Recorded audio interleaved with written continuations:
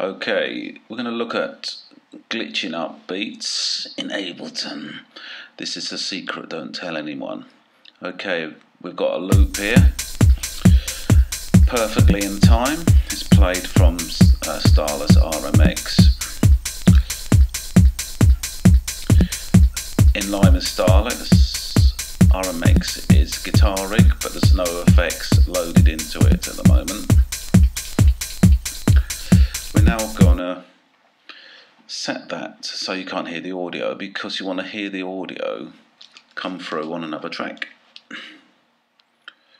So the audio has now been routed from that track 2 to track 1. We're doing this because we want to record everything we do in track 2.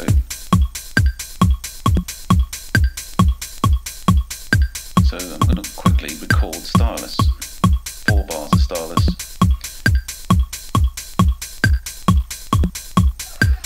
That's it. I'm recording 4 bars of Starless into there. And that's now been captured as audio. That's straightforward enough, maybe you would say. There it is, the 4 bars of audio. Been captured perfectly from that VST instrument. Okay, now this is where things get interesting. Starting up Starless again. We're going to load some effects in this time.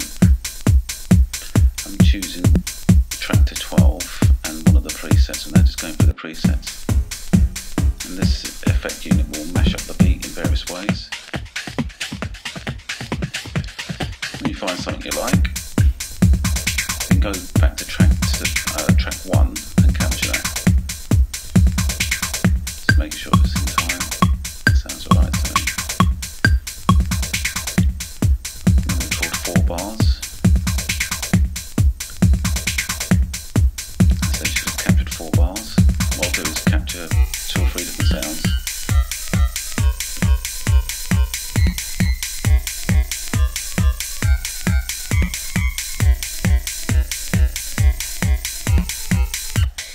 Well, we're just capturing ideas here.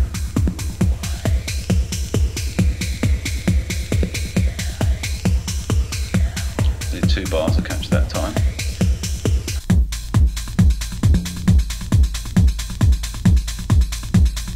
Work however you want. That's one of the beauties of Ableton. Do say one more. You need to click on it first for it to work.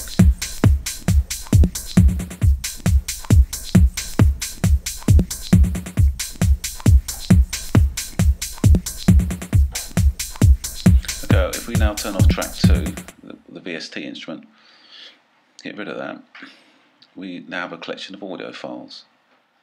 The first one with no effects.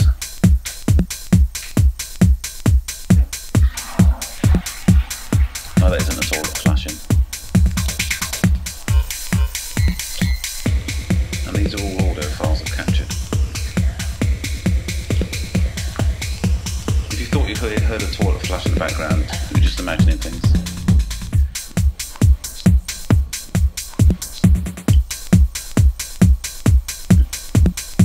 What I'm doing now, I'm assigning keyboard keys to different loops to make it easy to trigger them. Obviously, you could assign them to MIDI keys or any MIDI controller,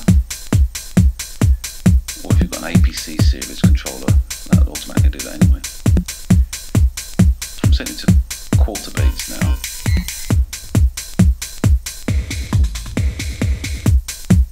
Just using the keyboard.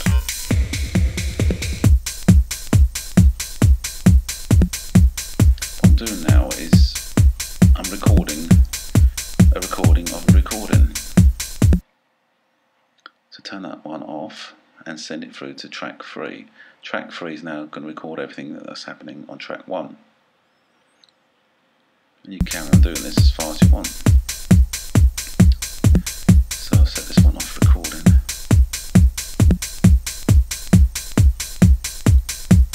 Play your keys on the keyboard.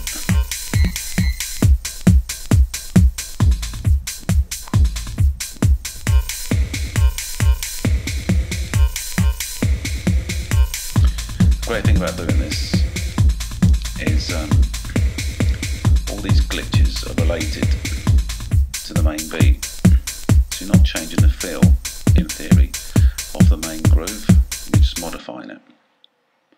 So there's more chance they'll work together. Let's expand this a bit.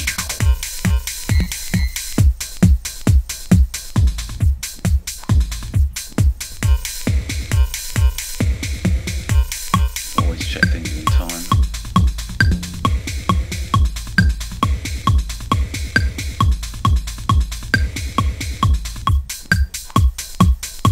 Normally are with Ableton, as long as you're careful.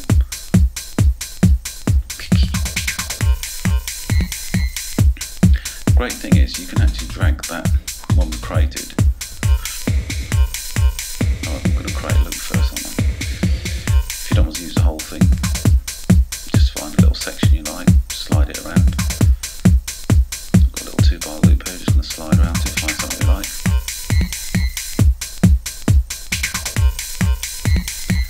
We really like that, so we're going to move that over here. And because it's a sample, we just go in with the other samples we did, give that a key on the keyboard that will trigger it, and we create another loop, not with the original ones.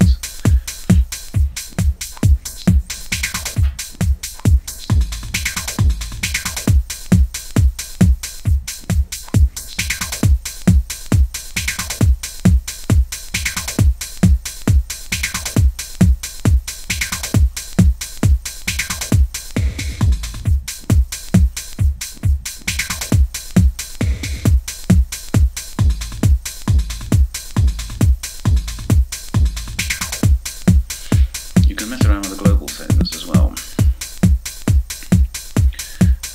we'll do in a second. I'm going to record another take.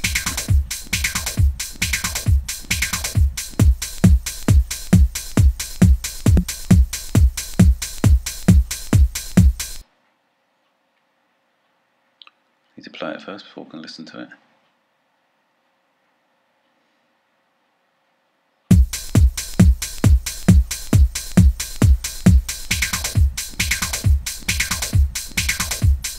Zoom into the bit I like. Sounds similar to the other one to me. So there you go.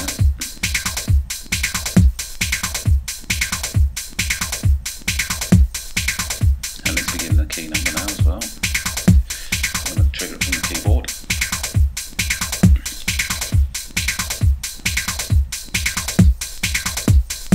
Now you can see it's been triggered like the other ones. I'm not going to have a mess about with the global settings. If you set them to 1 bar, which is a normal way to leave them, you should find that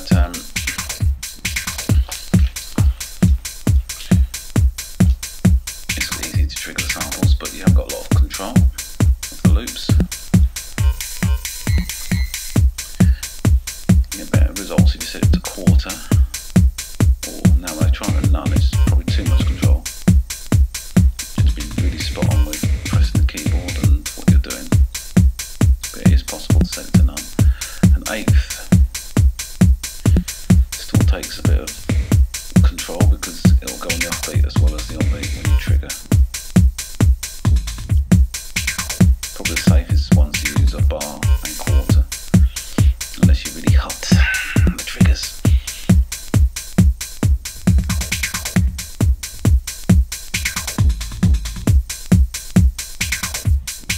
So I'm just playing anything here, but you can actually work something out maybe.